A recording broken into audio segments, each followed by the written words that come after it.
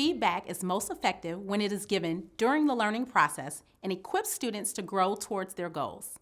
Let's learn how ongoing feedback is supported directly in Seesaw. Students use feedback to grow in their skills, change thinking processes, and extend learning beyond the concept and skills being taught.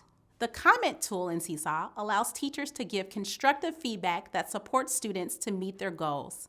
When a student makes a post to their journal or completes an activity, before tapping approve, leave a comment to provide a guiding question, give a suggestion, or include specific feedback on the student work. Simply tap the speech bubble to leave a typed comment or tap the microphone to record a voice comment. Voice comments are a great way to support early readers and language learners.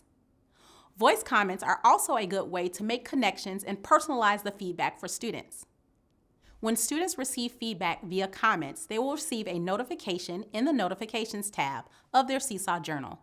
The returned work will also be sent back as a draft. Students simply tap Edit Draft on a returned post or Add Response on a returned activity.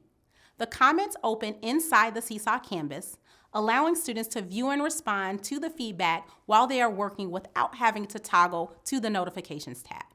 To hide comments, students simply tap on the speech bubble and the comment will be hidden.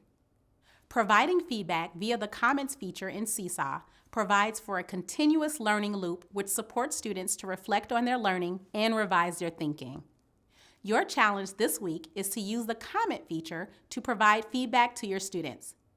Share the creativity you capture on Twitter using the hashtag SeesawMeAMinute.